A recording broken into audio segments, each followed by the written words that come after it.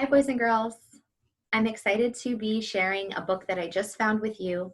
It's called The Apothecary by Mail Bellady.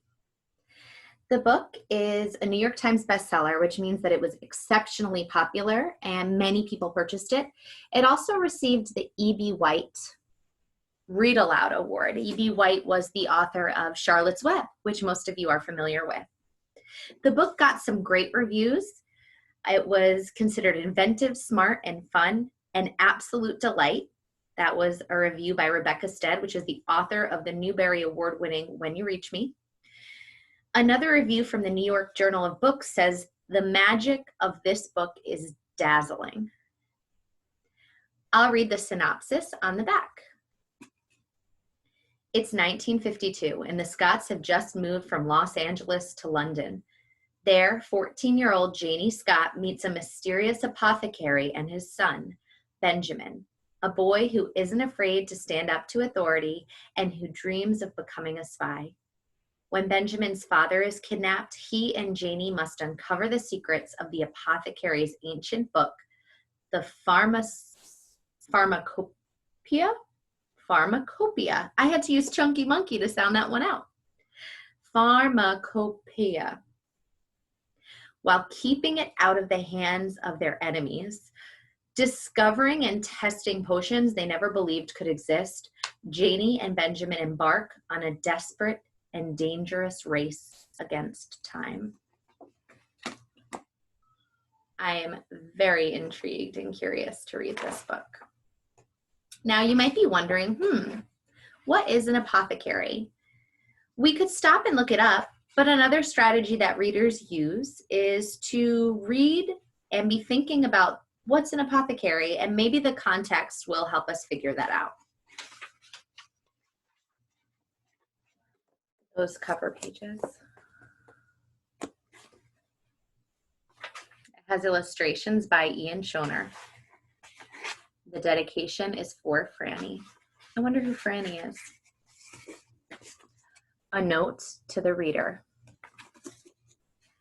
My memories of what happened to me in 1952 when I moved to London from Los Angeles with my parents and met Benjamin Burroughs for the first time aren't perfect for reasons I'll explain in this book.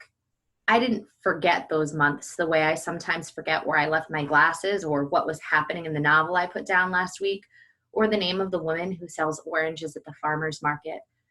I lost what happened to me in the spring of 1952 in a much deeper, more profound way than that. But I kept a diary that year when I was 14 and my life changed in such unforeseeable ways. The diary was taken from me, but later it was returned. When I read the entries, they were in my own handwriting, but they were as strange to me as if I had written them while asleep, about a dream that had vanished. People describe their childhoods as magical, but mine, it really was. While I was complaining to my parents about having to leave Los Angeles, a chemist in China was narrowly escaping arrest, and a Hungarian physicist was perfecting the ability to freeze time. I was drawn, through Benjamin and his father, into the web of what they had created. But if I tell you all this now, you won't believe me. I'll tell it in order as I reconstructed the events after meeting Benjamin again. For a long time, the memories seemed, however fantastic, to be important only to me personally.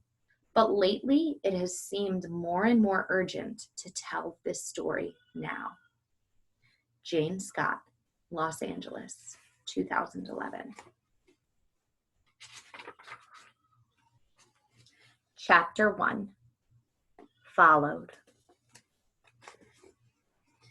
I was 7 and living in Los Angeles when Japan surrendered at the end of World War II, and my first vivid memories are of how happy and excited everyone was. My parents took me to a parade on Fairfax Avenue, where my father hoisted me onto his shoulders and sailors kissed girls in the streets. In school, we made little paper flags to wave and learned that an evil force, 2 evil forces, had been defeated. We weren't going to have wars anymore. Some of my parents' friends said it wasn't true that we had ended war for all time. People said that about the last war, they said, sitting on our back patio, surrounded by tall green hedges, drinking wine or lemonade, which is how I remember all of my parents' friends from that time. The women with their hair up in French twists, the men with their ties undone on the back patio with a drink in hand. And look where we are. Others said that such terrible things had happened that the world would never be the same again. But my parents gave those friends hard looks when they knew I was listening. My father said gasoline wasn't going to be rationed anymore, and we could drive to Kings Canyon, which I imagined was populated with kings, to see the giant trees. My second grade teacher said we would get real butter again, not white margarine with the yellow color capsule you could add to it. I didn't remember real butter, but I liked the white oleo on toast with sprinkled sugar. My mother never added the yellow coloring because she hated fakery of all kinds. But I did believe that life was going to be better. We would have real butter, whatever that was like, and I might get a baby sister out of the deal. I would name her Lulu.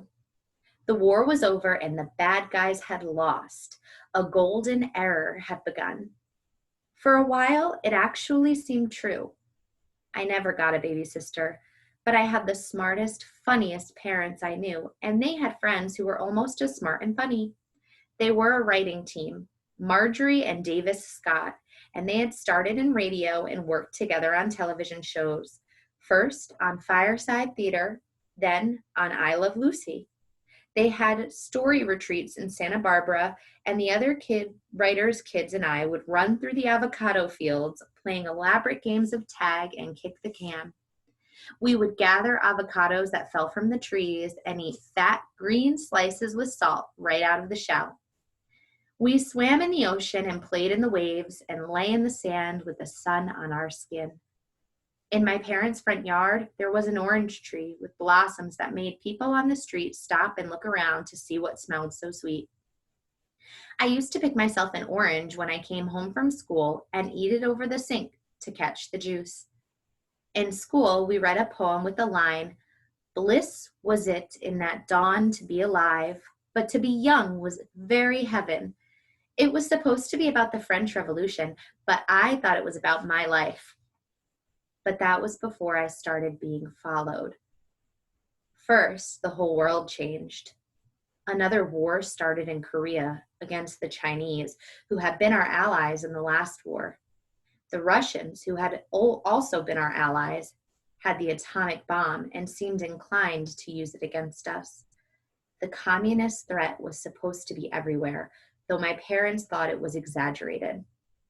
In school, at Hollywood High, we watched a safety film in which a cheerful cartoon turtle named Bert explains that when a nuclear bomb came, we should get under our desks and put our heads between our knees.